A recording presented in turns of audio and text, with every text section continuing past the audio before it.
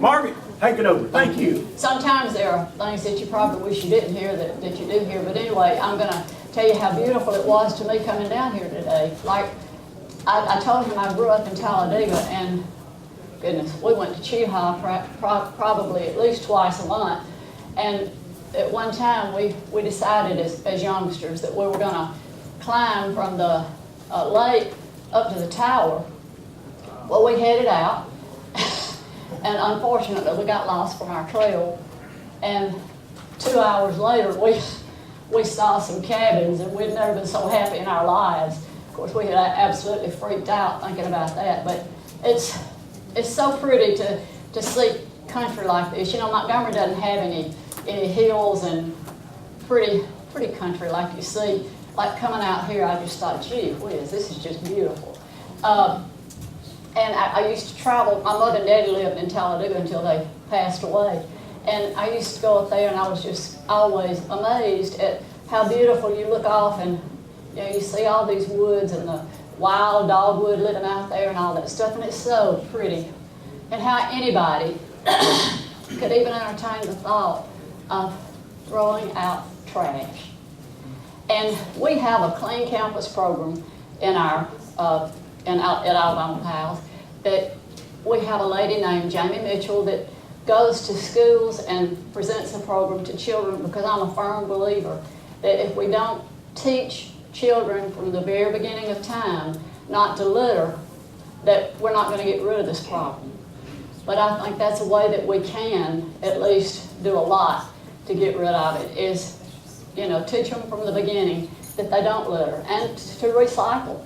You know, it's just so important to do that kind of stuff. And you don't think about when you're going along and you maybe drop a chewing gum wrapper or something like that. You don't think anything about it. You think, oh well, you know, it's just one piece.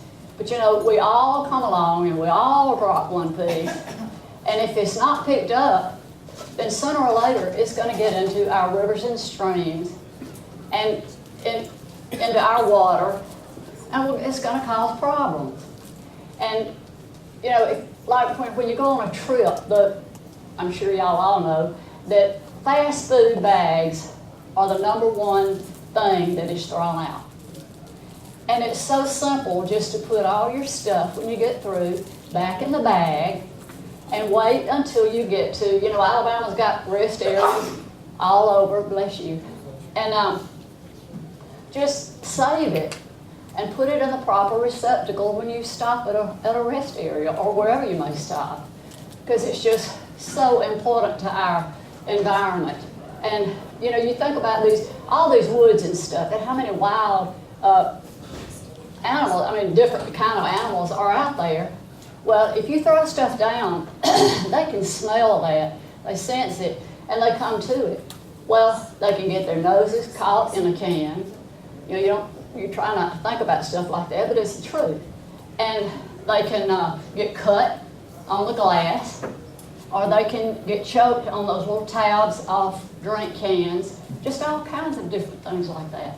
So, and also when you're in a boat fishing and stuff, you throw your fishing line out or something, and fishing line can get wrapped around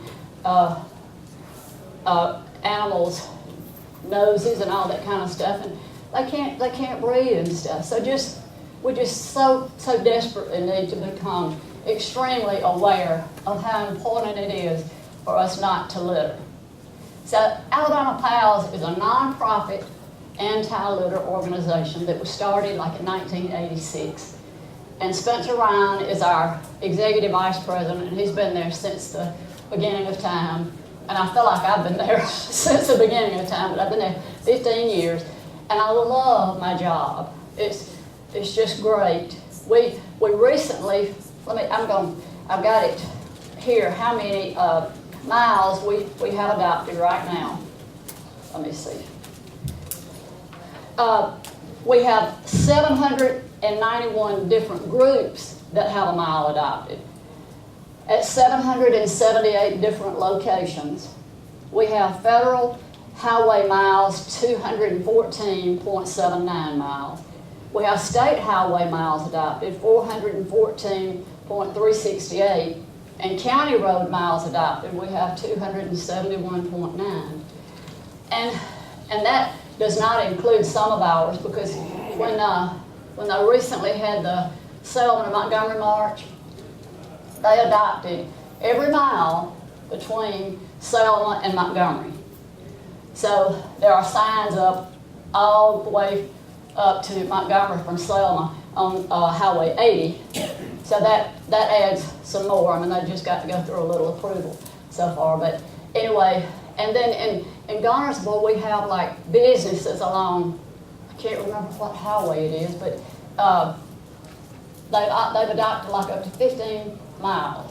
And they connect. You know, one business would get this, and then one business would get the next one, and on the other side it would come up like that. So there's all different kinds of ways to adopt a mile, and it's just such a wonderful program. We don't do city streets, and we don't do interstate, but we do county roads, and we do state or U.S. highways. On a county road, all that we do is provide the sign, and the county is responsible for whatever else they may do for you, you know, for the bags or whatever. If it's a state or U.S. highway, the Department of Transportation, well, we provide the sign, and we're in partnerships with the Department of Transportation with this program. And so we do the sign now. The Department of Transportation used to do the signs themselves, and it took longer because they have so many other things they have to do. So we started doing the signs, and they erect the sign, and if you will call them, they will provide bags on a state or U.S. highway, and but not on county roads. Everybody gets that confused, or not everybody, but a lot of people get that confused, thinking that we provide them for that too, but we don't. It's all strictly volunteer. The sign costs nothing. You just volunteer to keep the mile clean. And all of our programs are 2-year commitments. So, but if you want to keep it longer than that, you can certainly keep it as long as you want to, because we've got some that have had adopted miles for many years. But then something could happen and you couldn't keep it 2 years. So you just let us know so they can take the sign down so your mile won't get really messed up really bad, and people will be thinking, well, they don't keep the mile. But you know, some people don't keep the miles. But anyway, we try, and it's just such a great program, and I would love to see everybody in here become a part of this program. And we also have an Adopt an Area program that if you don't want to adopt a mile, we have schools, and we have people that adopt parks or cemeteries or anything. You can adopt anything you want to with an Adopt an Area. And it's a small sign. It's probably about that big, that you can erect yourself. And it has your name on it, that area has been adopted by you. And we have a lot of those that are adopted. And that's a great program. And that was started because a lot of people can't do a whole mile. But and then we have Adopt a Stream, and those signs are big, like the Adopt a Mile signs are. We have a good many Adopt a Streams adopted in the state, and that's a wonderful program. And we provide bags for that. If you'll call us, we'll send you bags if you need them for that program. And like I said, Jamie goes around to the schools, and she takes all this information. We furnish boxes, like one for cans or one for paper and stuff, if you want that, for to recycle, and that's a real important too. It's renew, reuse, and recycle, and that's really important. And especially wanted to make sure I let you guys know that last year we picked up. Well, we got over 500 schools involved in the Clean Campus program first, I need to tell you that. And right today starts our yearly spring cleanup. And we have over 62 counties involved in this, which is phenomenal. We have a lady that that takes care of that. She keeps in touch with the counties and tries to keep them involved in that, which is it's a great program. Last year, during this week, this coming week, for the spring cleanup, we had 396 tons of trash picked up. Wow. And that's only with like 80% of the people that were involved turning reports in. You know, sometimes people don't turn their reports in. And I encourage you, everybody, to please keep your little bag in your car. And when you have trash, you open your little piece of candy or gum or something, and put your trash in that bag. And then when you go somewhere, throw it, you know, put it where you need to put it. And it just helps our earth so much. You know, we're three-quarters of this earth is water. So we're only left with a fourth, and part of that is too hot to live on, and part of it's too cold to live on. So we don't really have that much area that we need to take care of. And God has given us this beautiful, beautiful land that we have to live on. And it's just so important. If every person would do their part, it would be fantastic. And if you have any questions, yes, sir. I was going to ask you a question. We had one time we were trying to sell some land, and the real estate guy that was handling it for us, when he came into the property on the county road that we was on, it was all full of litter and stuff, really messy.